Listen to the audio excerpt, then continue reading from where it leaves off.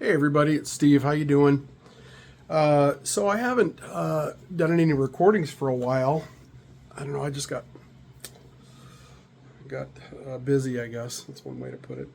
I did Thanksgiving and stuff like that. So I'm in Baton Rouge at the moment, as a lot of you know, and we traveled up to Iowa for Thanksgiving, and got caught a little bit by a snowstorm on the way home, but we just powered through it. It was on the highway. There was a lot of plowing happening and stuff, even though it was pretty bad because it had just started that same day.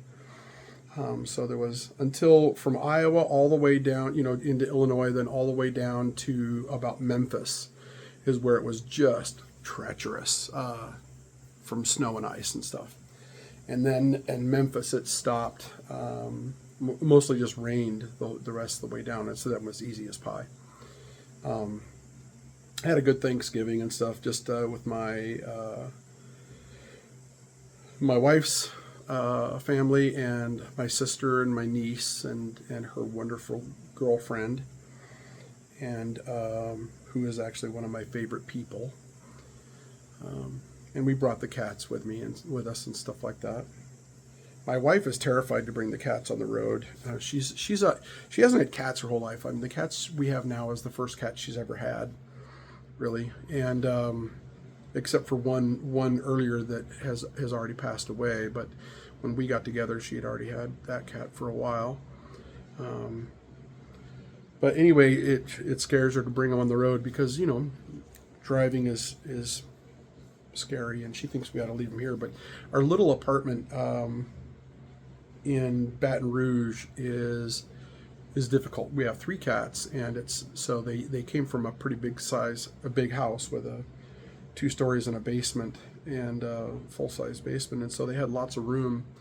And without us, they get a little depressed, and so I make sure and bring them. It's really stressful for my wife, though. So I feel for people with anxiety about stuff because it can be kind of crippling. Lately, I've been having, it's funny, my mom was prone to anxiety and my dad was prone to depression. And he was kind of manic, so he had his really, really ups where he was really happy about things and came up with great ideas and all this kind of stuff. And then he had these really downs where and as a kid, I knew that was happening. I didn't know it was a thing. I knew he had had some really rough times in his life. And I thought the depression times were kind of from that. Not to mention, there was five kids, and I was only one of them. And I found out later as an adult that my type of kid was abnormal, and the ruination of many adults' peace.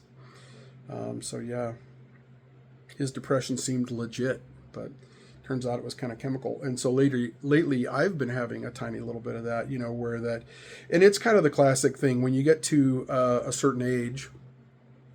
And even I've run into people in their 20s who thought this, which I always think is funny, but I guess it's not funny to them. But you start to wonder, how did I get here? I had such big plans and all this kind of stuff. And of course, I've learned later in life that the joke is if you want to make God laugh, tell him your plans. Because in my whole life, I have met two people, and really, even their stuff wasn't 100% by any means. But I've met two people that seemed like they lived their life pretty much out in a planned, like kind of the way they planned it, and they worked the plan type of thing. And maybe they made some good decisions along the way, whereas a lot of us, it's almost like a 50-50 roll the dice on our decisions. And a lot of us very often make the wrong one. I have a giant ratio of making the wrong one. And then some people, I don't necessarily know that it has to do with intellect, but some of us make a lot of the wrong ones. Getting married and then later getting a divorce was clearly a bad decision. But there's stuff in that decision that, there's some things you can't help. People, you make a decision based on a person and a feeling of yours, and then later you both continue to age and stuff like that, and you kind of still are growing up, while all that's going on, and you find out you're not the same people anymore. And political stuff lately has changed. I mean, just straight up changed people sometimes. And so I could totally understand how some people, find themselves in a situation where that they don't identify with that person anymore. But more power to them. I hope the best for all of them. I mean, I don't know. I don't think they're all divorced and stuff like that, but I've made that bad decision before. And the other person was never a bad person or whatever by any means.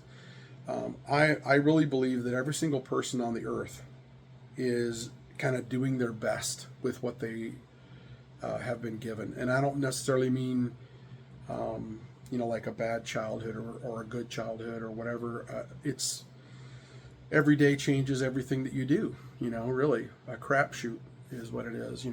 Like the way things at work out, the way things in your career work out, the way things in your family work out can totally change what you do and how you do it.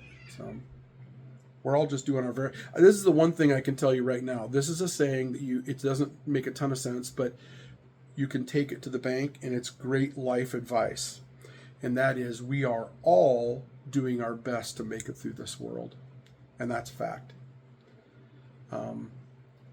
Somebody else's best might not look good to you, but it's literally physically impossible. It's like fighting gravity. It's physically impossible for them not to do their best, even if at the moment they're giving up. It looks like they're just, and they might even say, "I give up. I'm just not even going to try anymore." But when anybody's running a long race, at some point, people fall out sometimes, or they can't keep up the sprint anymore. They have to try, pace themselves and slow down and, take a minute type of thing. Everybody reaches their limit one way or the other. And the people, if you've ever met somebody that doesn't appear to have ever reached a limit, they're very lucky, that they've somebody asked me once, about the fact that I've said many times that I've gotten my ass kicked several times in life, But if you've never gotten your ass kicked, it means you've been very careful about who you fight, right? That's not me. But if you've ever really laid it out on the line, and done your best and tried and went to the maximum that you could do, everybody has failed, So, hey, anyway, I've been really watching stuff on the news and on YouTube and stuff, and I don't watch a ton of just a regular Joe Schmo chatting on YouTube or people making their supper or whatever. I try to pay attention to global stuff because you find out a lot of really interesting global news on YouTube that you don't necessarily see represented in the mainstream media. And I'm not saying mainstream media isn't good, but what I'm saying is they have a lot to choose from, And so there's an old saying that if it bleeds, it leads, and stuff. So they're really motivated to show us some things and not show us some things, and they just physically can't show us everything. Nobody can. There's just not enough time in the day. And I think we would have to all not have anything else going on to watch it all. But I get really lucky, and I kind of research what I want to see, and I don't mean the outcomes, but of the subjects that I want to look at, and global stability is a thing that I've been really interested in lately. Always really, but lately I've figured out how to sort of look it up, and see what's going on. And so I've been posting a lot on Facebook, and I don't know if everybody has me on Facebook, but if you want to get me on Facebook, it's under Steve Underwood. Anyway, so I have some things that I've been really concerned about, and you guys know that I'm not a Trump supporter, I'm not frothing at the mouth, like I know lots of people that are hardcore Democrats, and it's a tribal thing, I mean, everybody is dealing with some tribalism, right? if you have a college basketball team or a college football team that you just love and everybody else can go to hell, that's tribalism, um, all that kind of stuff, right? Well, our country is the same way, and our political teams are the same way, right? And a lot of times we complain about each other that people aren't seeing some stuff that to us is really obvious. But the reality is, it's easier to see stuff if your tribe happens to be on the other side of it. You know what I mean? You're already geared to be against something that the other tribe is for, right? So I am not, a part of any political party because I don't believe, I recognize tribalism, and I don't believe that either political party in the United States is, whether it's a party that represents liberals or a party that represents conservatives, I don't believe that either one of them are 100% right. Um, I tend to lean much more toward liberal beliefs and life practices than I do toward what's considered now conservative beliefs and life practices. The definition of conservative is basically following traditions, sticking with what and it's been changed over time a lot by very interested parties. Like big business has wanted to own one of the two, and so they've kind of always owned the Republican Party because that was what basically for the political system supported all the way back into Abraham Lincoln's day. Supported big business was the Republican Party, and it got more and more and more so over time.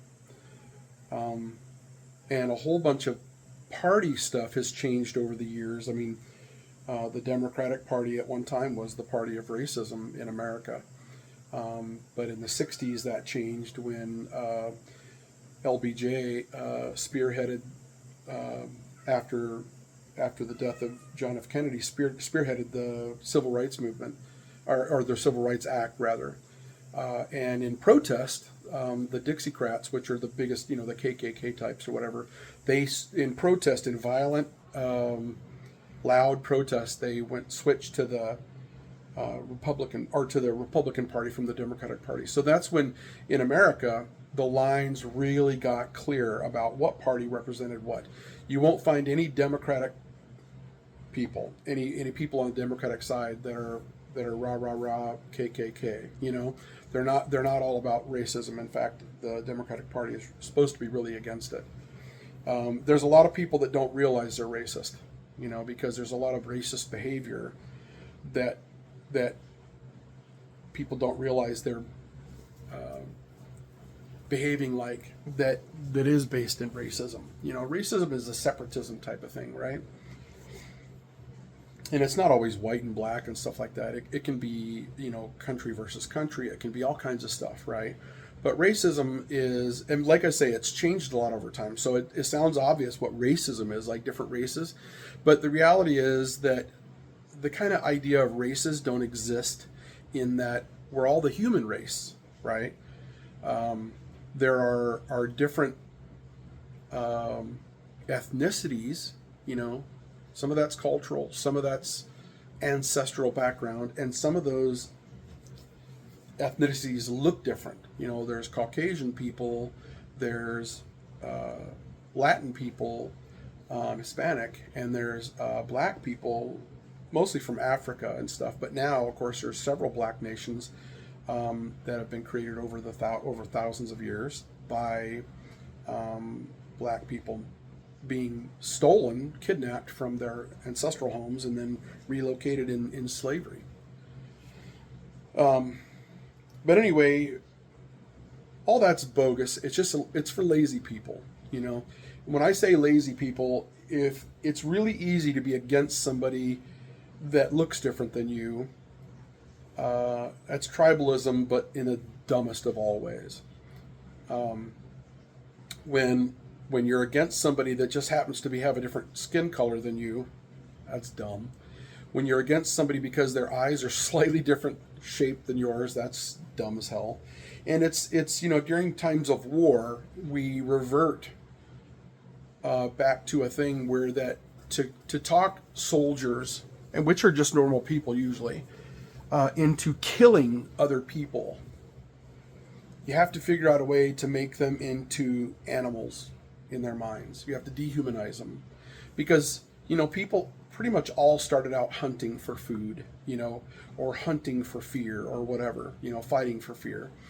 And it's hard to picture your own brothers and cousins and stuff like that being the ones you have to kill, So it's a lot easier if they don't look like you. And at some point, it takes on a thing of its own when a whole nation is saying that all Japanese people are vermin. They're all bad. They're all evil. So anybody that looks like a Japanese person or sounds like a Japanese person has to be killed, which is stupid. In my very, very early years, when I was in the military, they thought we were going to go fight Iran, and we were always worried that we were going to fight Russia and stuff like this. It was really hard to dehumanize Russians because they looked too much like us. They don't look exactly like us, but they look too much like us for the easy, lazy people. But it was really easy for the military to dehumanize Arabic people because they looked different than us. They sounded very different from us and all that stuff. And so I went through a little period inside my head. I never rah against anybody like that. But I went through a little time in my head where that I was against Arabic people, Not all of them. I mean, by any means, I was never one of those idiots. But I could understand. I could wrap my head around easily killing an Arabic person while I giggled, because it was not just my job as the military fighting a combatant. It was the bad people, kind of a thing.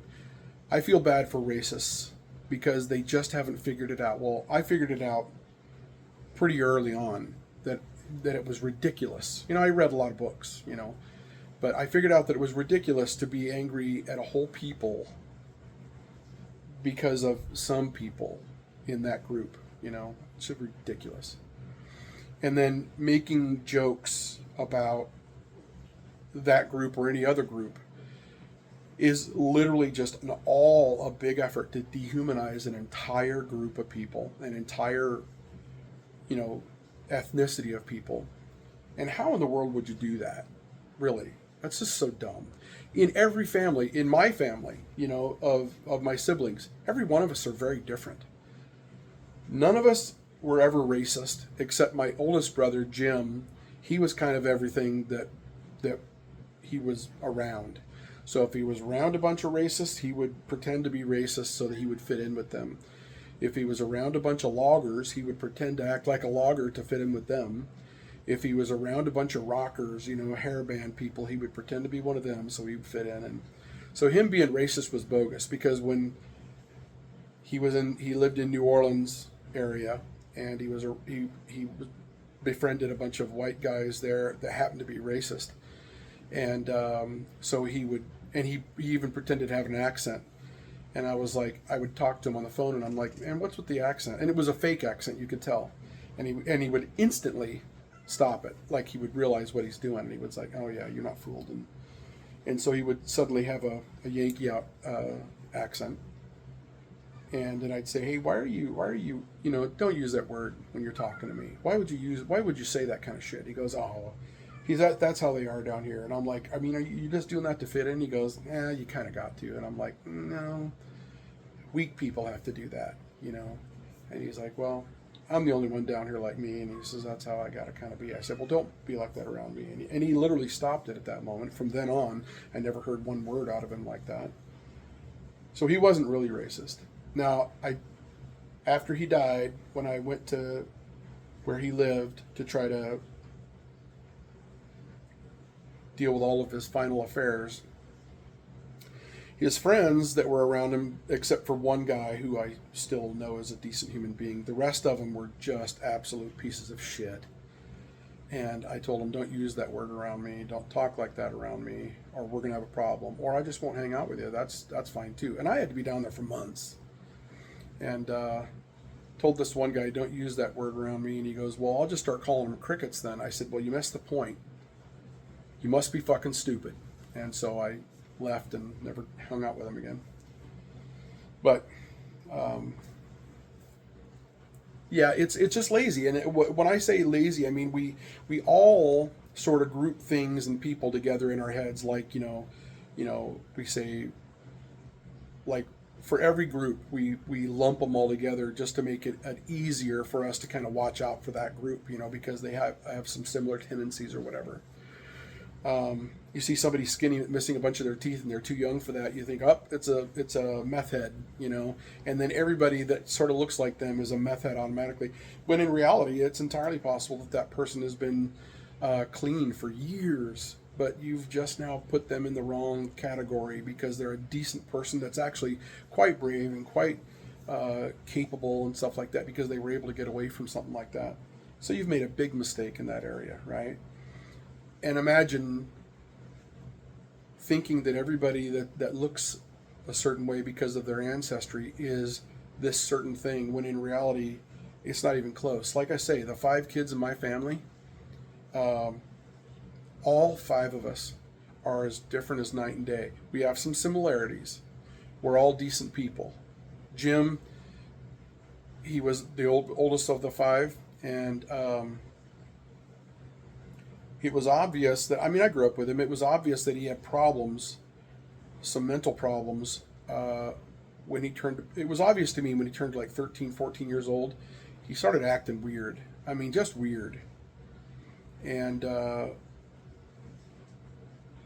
he was constantly changing his look like a chameleon. He could step onto one surface and he'd become that person. He could step into another group and he'd become that person. It was weird. And we found out later in life that he had what's called a central nervous system accident, which happens to people sometimes when they're going through puberty. Everybody that goes through puberty, their body's trying to regulate the chemicals in how their endocrine system will work. And Jim's had an accident and it turned off all of his dopamine. So when a kid gets told, good job, for cleaning your room, they get this feeling, oh, it's good, that's dopamine rushing to and they learn to clean your room, and you learn to follow the law that way. You learn to be brave that way. You learn to do all the things that people are supposed to do that way. You learn to take care of your kids that way, because when your kids are happy and they're cooing and they got that happy look on their face, you're getting injected with a bunch of dopamine and it makes you feel great. When you buy a present for somebody and they really appreciate it, you're getting injected full of dopamine and it really feels great. And down the road, you end up doing those nice things because you've learned to over time, because your body has gotten you to do that. Well, Jim's body would not do that. And so the way he compensated for it was alcohol and drugs. He was always in his entire life trying to figure out a way to feel good. And his body wasn't helping him.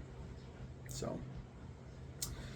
But the rest of the kids, but he was still actually, in some ways, he was a really decent human being. So the rest of us kids have a lot in common. We're decent human beings. My brother that's alive, that's oldest now, is Vernon. He got a PhD and he's a really, really smart guy. And everybody has their oddities, which he does. But he's a normal, good person, and he's intelligent, and he speaks with intelligence, and which all my siblings do. My sister that's just young, and I'm the next one. My sister that's just next in line is a normal, decent person who is often surrounded by people that are not decent, and she exercises great patience, and does her very best. And in a lot of times in life, fights the tendencies of things around her to look at things in the worst way, and powers through. She took care of my mom courageously during the last year of her life, and it was a lot of work. And my sister has not always, but for a long time has been in bad health, and so it really hurt to do those things, but she did it anyway.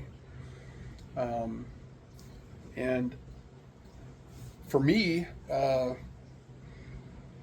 she's stronger than me in some ways, mentally, because to me it hurt too much for me to physically go over there. And I mean, I did a lot of things for my mom, but the everyday in and out, like my sister ended up moving my mom to and I helped, but to an apartment below her. And so my sister and my niece were down in there every day, multiple times a day, helping my mom. And I have no idea where they got that strength from, because it literally ripped my heart out every time I saw her and every time I talked to her. And she had really severe dementia and stuff. So some of the things she would say would be pretty out there. And so the idea of being racist and demonizing people around the world so that you can feel good about or okay about killing them is dumb. And I digressed from what I was talking about, but I've been watching all this stuff with Trump changing the country, not in good ways, and he's trying to really divide people, and it's working really, really well, much more better than I ever thought it would have. But it hasn't been all him. That was a plan from the Soviet Union from back in the Cold War for a very, very long time. Was that they did know that there was no way. We spent way too much money on our military. The American people ever since the Revolutionary War proved that we were just not shit takers, and that we were willing to fucking die rather than be ruled by anybody. And so they calculated during the Cold War that there was just no way they could ever, own us. And so, not by invasion or whatever. So they had some really intelligent people for a long time, and they really focused on that until they fucked up and hired Putin, who was a nut, kind of like Trump. But they came up with a different strategy, which I have to say was brilliant, and it's still brilliant, in that they couldn't kill us from invading us, but they could destroy us as long as we did it to ourselves. If they could figure out, and it's kind of sci-fi sounding, if they could figure out how to get us to turn against ourselves, like half of us to turn on the other half and kill each other, then they could come in and basically sweep up the bodies and own this joint, right? That's not wrong, It was just a fantasy for a long time until they started during the Cold War.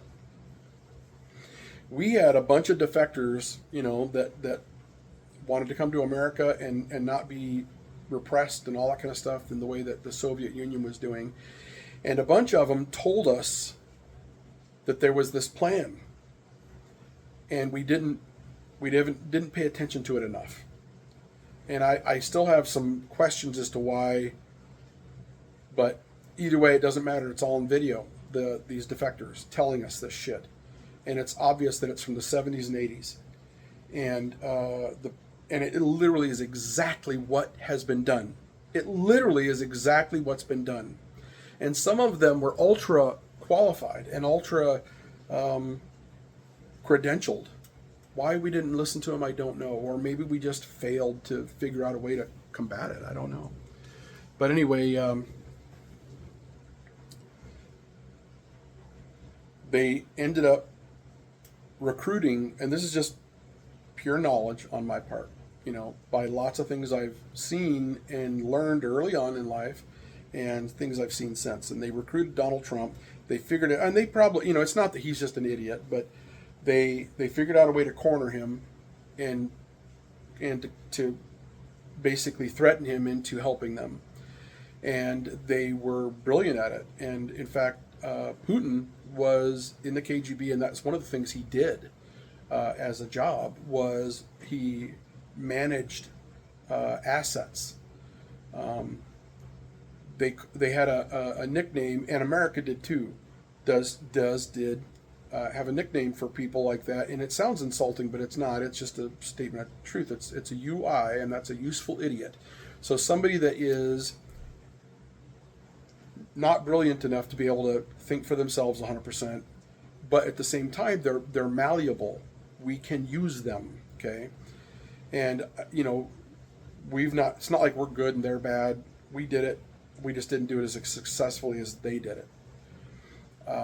And they have. I'm assuming they have something on Donald Trump, probably a bunch of shit, where that they tempted him into some things and then recorded him doing some things. I mean, who knows what, child molestation. Who knows? I mean, there's a zillion stories, and rumors, but any of them would work, right? Even just simple bribery, because the guy's all about himself, and so is every billionaire. It seems like. Between having a person that's called a shill, having a shill come in and represent them secretly, and then using their massive and they had the best intelligence program in the world, and that's saying something compared to America and Great Britain, where that this group could use psychology and marketing and mass media and things like that into guiding the people of a country in the right direction. Okay, that's been going on forever, not just with Russia, but with all rich people have been doing that to all poor people for a very long time, hundreds of years. Soviet Union figured out how to do it during the Cold War to America, or at least what they wanted to do, and it's been massively successful. And Donald Trump is an absolute part of that plan. And what's going on in America right now is absolutely a part of that plan. They have pulled it off, in my opinion, flawlessly. The fact that we didn't see the 2016 election going the way it did until after it happened, and they had certain things kind of already set up so that they would immediately demonize people for even pointing a finger at it, like, hey, they tried this, they tried that. Well, that didn't work, and they kicked those people out, and then they wrangled a bunch of actors and famous people to go with them by saying, hey, we're going to cut your taxes, we're going to do all these different things, we're going to tap into your psychology and make you side with us, and then people in America that like you as an actor or whatever are going to side with you, which means they're going to side with us. All those things, there's a huge amount of planning that went into that, and everybody in the intelligence community knows exactly what I'm talking about, how that could be pulled off. And I know a ton of them, and they're all saying the same thing except for maybe two. One of them sees it a little bit, but he doesn't want to admit it, not really. And another one is just foaming at the mouth. But he's a classic example of the people that are in that category, and they tapped into their psychology and they own them now. And the rest of them, which I mean are a ton of people that I know, they see it, they've seen it coming. They were yelling about it at some point. Nobody was been listening to them, and the gutting of America from the top down has been happening now for quite a while. And seems like every day there's just one more thing, that America would have never done before, or that none of us really believe America would have ever allowed before, is happening, while the rest of them are standing around going like, what? And it's horribly embarrassing, because I spent my entire adult life ready to be tortured if necessary for my country. I was sort of raised that way in the Cold War machine, and I was in the military that way, indoctrinated even further into the Cold War machine and stuff. And I believed in the principles of real actual patriotism that went back to my family's involvement in the Revolutionary War, and my sense of what's good and what's not good.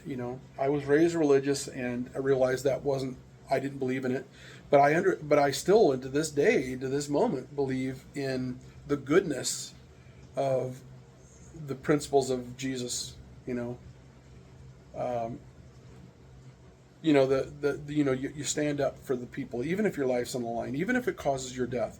You stand up for people that are being repressed or hurt or whatever. You do what you got to do. You put your life on the line, even if it's going to cost your life. Your life is not more important than everybody else's, and you just do what's right, And you don't punch somebody while they're down. You don't kick people while they're down, even if they were just fighting you. When they're down, you stop. There's a whole bunch of people that don't believe in that. But I always have, lucky for many people, they're still alive today because of that. But I'm not a jackass. I just play one on TV. So Donald Trump's been part of this big plan, and I just didn't see it until recently with all the news. Now there's a whole bunch of things, but that's been going on that for years now. The Ukraine war has been happening and stuff, and a whole bunch of things are all around the world, including here at home, are heading in a certain direction of weirdness. You know, weirdness meaning it's never happened before. And of all the books I've ever read in history, little things have happened that are similar, but this scale has never happened before. And now Putin, with his war in Ukraine, it did not turn out like he thought it was going to, and it's not going well. Now, thank God, the rest of NATO is still standing by their oath to each other and to the treaty. Donald Trump was part of a plan a long time ago to discourage America, which was the most powerful group in NATO, the North American, or I should say the treaty of all these countries. Donald Trump's in doubt, and he's not been supporting Ukraine like he should have been, like we would have been, and like we have been under everybody else. Even George Bush, who was not a liberal by any means, he would have easily supported Ukraine. But that wasn't good enough. We needed Putin and them needed somebody that wouldn't do that. They found it with Trump, but they found him in like the early 80s, late 70s, early 80s, and by the mid 80s, I think they had him cornered, and I think they owned him by that time. There's a lot of stuff that he did that, if brought to light and if proven by people, would be real bad for him. Even his own supporters, some of them are just blind idiots, but a lot of them wouldn't even support him. His days are really numbered because now he's really been pulling out the stops, and he's lost his majority by far. People are starting to see the guy behind the curtain, and but Putin's in a situation because the rest of the countries in NATO are doing what they're supposed to do. And Turkey just recently said that they're now supporting. Turkey has the second largest army in the world. Okay, they're not little.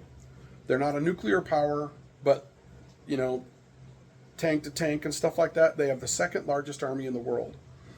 And Turkey just publicly sided with Ukraine. Russia's fucked. On top of that, Belarus, not Belarus, but the other countries right by Belarus, Poland and stuff like that, Lithuania, those guys have all said, we're going to comply with NATO, because they're parts of NATO now. Finland and all those guys, they're part of NATO. And so they've boxed Russia in. The entire Russian Navy depends on this one little place that's in the Baltic Sea, and it's not even usable to them now. Russia depends on that for their money because of oil, their oil. It has to get in and out of there one way or the other, by train, by ocean, whatever. Can't do it now. Turkey said that Russia has to give back Crimea. The biggest reason Russia wanted Crimea was for shipping of their oil and also military. Russia is in a bad situation now. They're about to go bankrupt, which means people will freeze to death and starve to death. Not just their military will stop working, but their own industries have already started turning against them. Look at my stuff on Facebook. I just posted a bunch of stuff. Their own shipbuilders basically sank a ship that's catastrophic to Russia. And now Putin has issued warnings for a couple months now that he's going to nuke, quote unquote, Europe. And what he's talking about when he says Europe is Lithuania, Poland, and another country right there, and I can't think of it because I've never cared about it. But anyway, I do now. And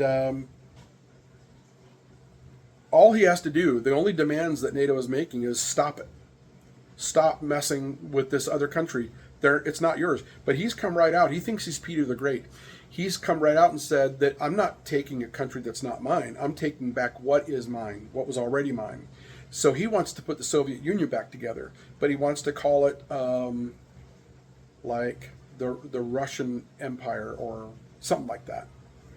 And so all the countries around there, Belarus, Poland, Lithuania, Kyrgyzstan, Uzbekistan, all those, he wants all that back. And all those guys are like, nope, not us. We're separate countries now. And we're putting a stop to that. And so now he's saying that he's going to nuke those guys. He has no other cards to play. He cannot continue the little war he's doing with Ukraine, much less with anybody else. Everybody else will destroy him. And, we don't have anything against Russia. Putin's out. And anybody that attacks us, like Russian military, you're going to die. And they're starting to even give up on him. They're starting to desert and stuff. And the Russian people are eventually going to have the courage to go into the Kremlin and remove that guy, and stop helping him and telling him he has to get out and forcing him out, period. The problem is, though, if he nukes anybody, China's even bailing on him. I mean, they're not really doing anything, but they're trying basically not to do anything.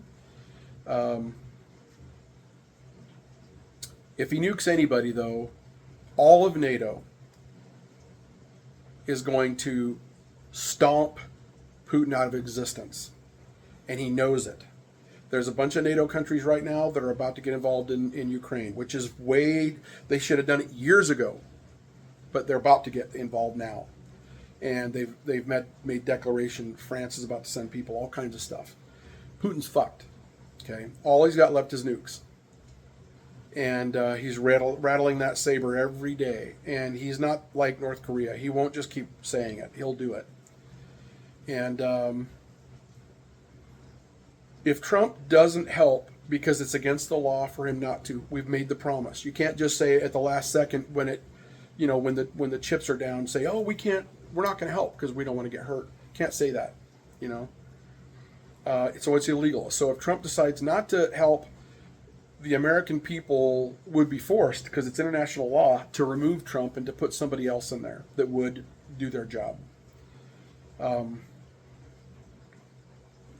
I wish Mark Kelly would run. He'd be a damn good president. But anyway, what Trump could do, and this is my guess is what he would do, because he's nuts, so who knows? He's really actually crazy. They've diagnosed him even, experts.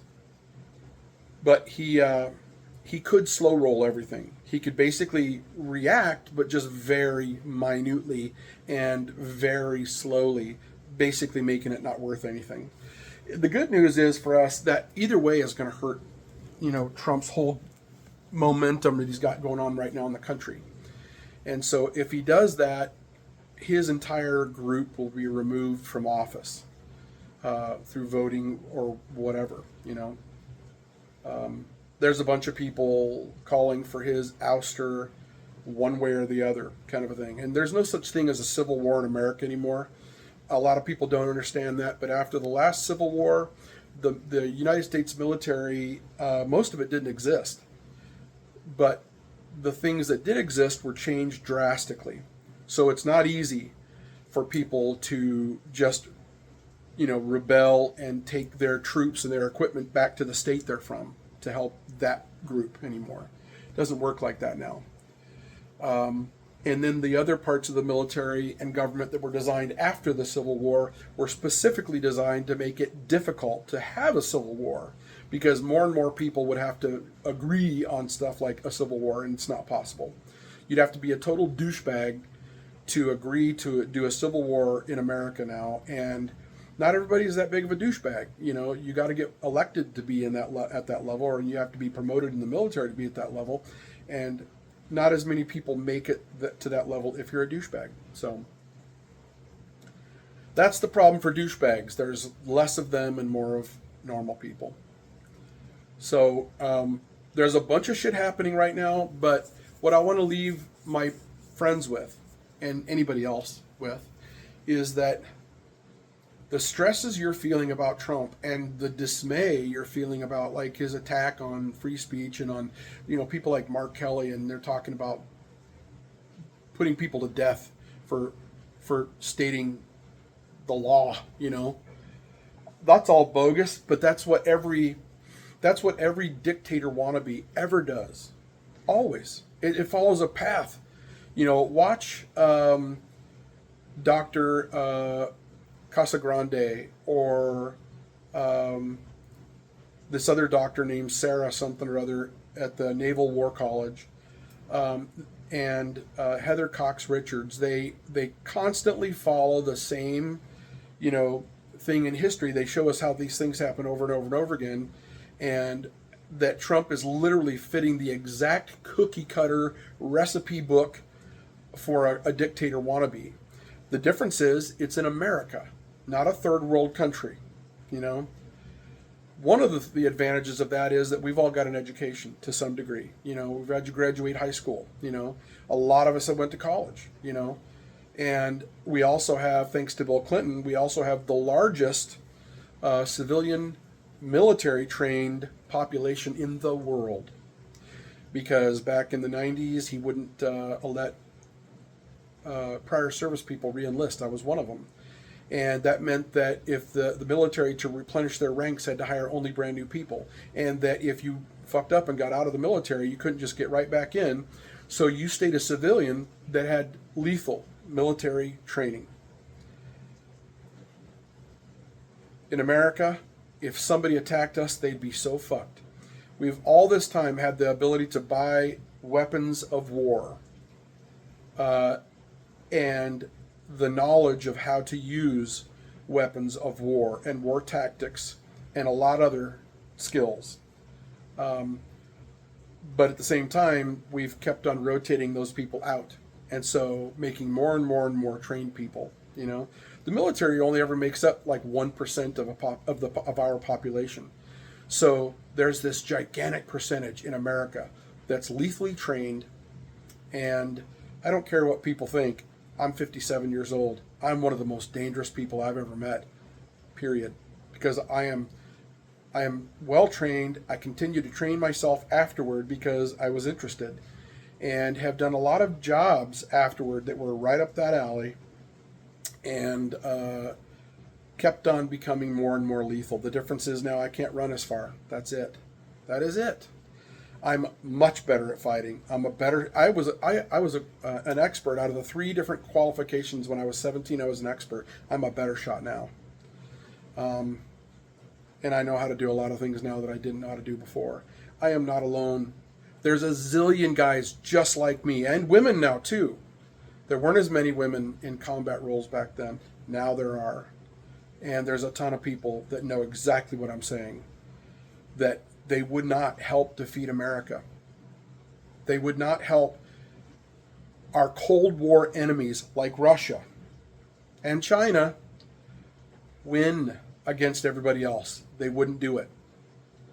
The French were not known for anything like that, but they formed a very potent resistance in World War II, and they stopped Russia. They stopped Germany. And Russia back then was a huge factor that was run by madmen, and that sacrificed millions and millions of them. The Russian people know better than that now. They wouldn't put up with this. They won't put up with this, not when they see what's going on. But a lot of what them are under the repression right now that Putin's been doing. They don't know what's happening. They've been sold a bunch of shit, and that's what they think. And as soon as somebody educates them, they'll fight in their own interests. And the rest of us, we outnumber all the dipshits in the world by far, So stay with it. Trump's days are numbered. You know, that whole group's days are numbered of turning America into a shitbag country. They're never going to make it. They can't. We're too far the other direction. We're a good country. You can't change us. You can make us look bad. You can give us a black eye. But I know one thing. I have kicked a lot of asses before with a broken nose. Okay? You can fight when you're hurt. And